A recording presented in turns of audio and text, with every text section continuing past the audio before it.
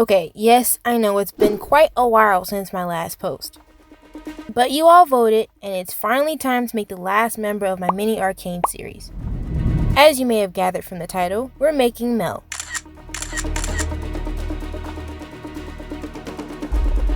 I modified one of my embedded head files in Blender to match MEL's face better.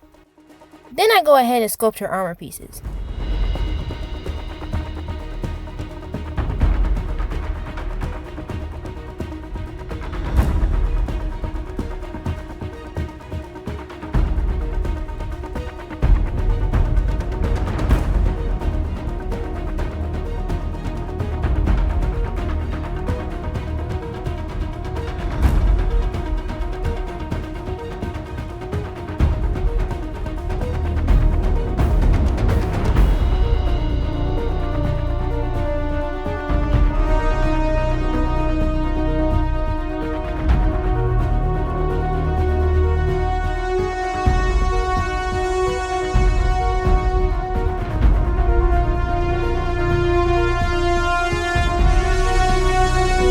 Once everything is ready, I print out all of the pieces and paint them all brown to match her skin tone.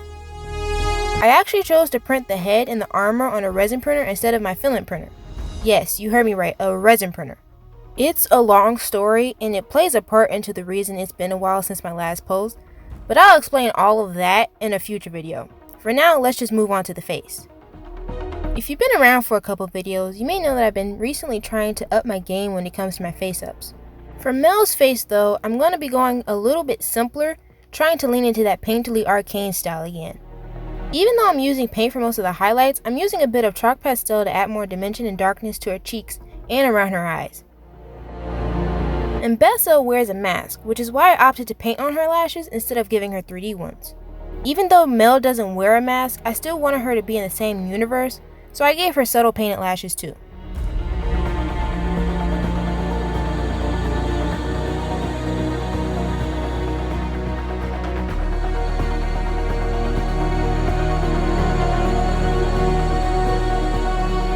For her actual eyeballs, I covered them in gold leaf, which I somehow lost the footage of, to match the gold tattoos.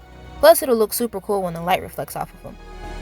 And like all of my other dolls, I stick them in the head and then dump a whole bunch of glue on top so they stay in place.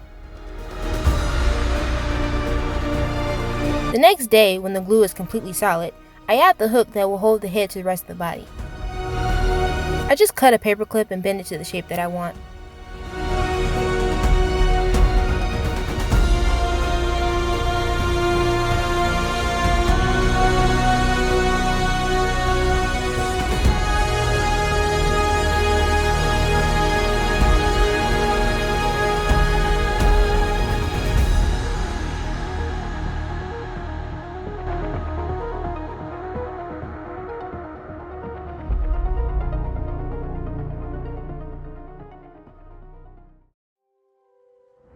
I put out a second poll asking whether I should paint her gold details in an Arcane style, or should I do something a little different and use gold leaf.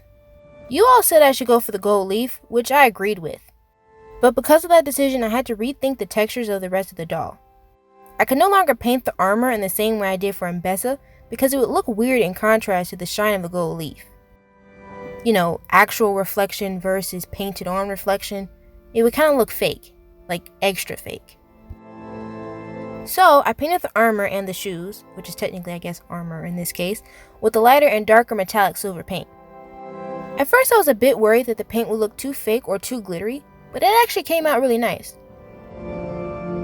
Okay, so you might think it jumps a bit here, but I actually had to redo the entire torso. After doing a test string, I realized I made a mistake in the 3D model. This caused her legs to constantly stay forced apart in a V position instead of staying in the position you posed them in. Very frustrating because I thought I had it right the first time and I don't know how I overlooked that because I did this before, but anyway. So I reprinted the entire torso and sketched on the new tattoos. The first time I did this, I made some stencils, but this time I was too lazy and just decided to hand draw them. I think I was able to get the tattoos to resemble the ones in the reference a little better too, so it kind of worked out in the end. When I'm happy with the placement, I trace everything with a foil leaf adhesive and then slap on the gold leaf when it's dry.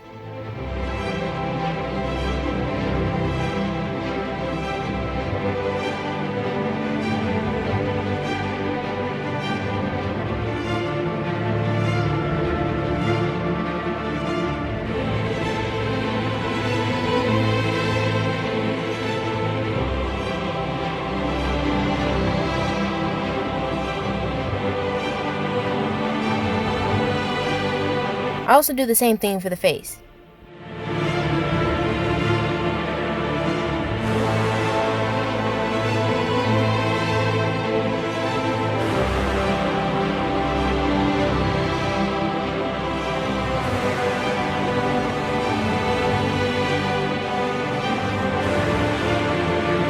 Off camera, I use some wood glue, some fabric, and what I call dumb wrap to form the base of the wig. I like to let the wig sit for a day or two after the glue is technically dry, so that there's less of a chance that the wig cap will deform beyond repair during this part.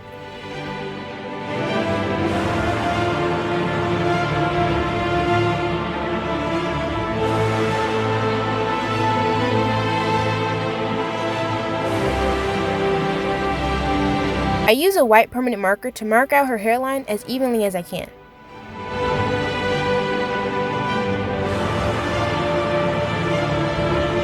I'm going to use yarn for the actual hair.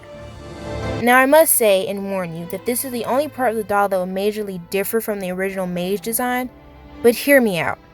In the original model, we can see that there's these little bald spots and this crazy knot bun thing. This translates well in the show, but in real life I couldn't wrap my head around how to mimic this without just sculpting the hair.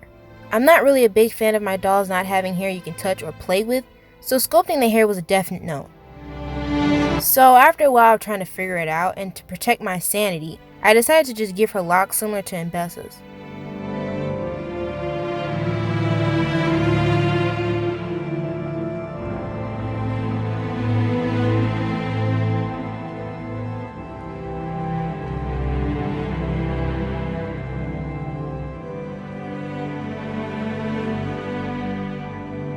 The last thing she needs is her pants.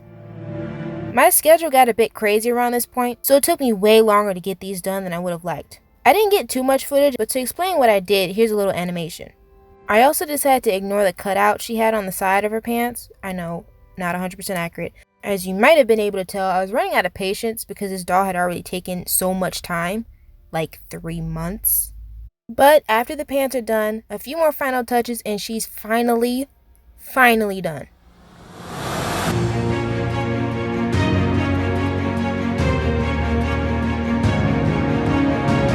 Not all projects go the way you want, and that's okay. Plus, she's basically a giant piece of fan art, so I think it's perfectly fine for her to be a little bit different. I hope you all still like her. If you happen to be interested in owning her, make sure you check out the link to the Etsy shop in the description.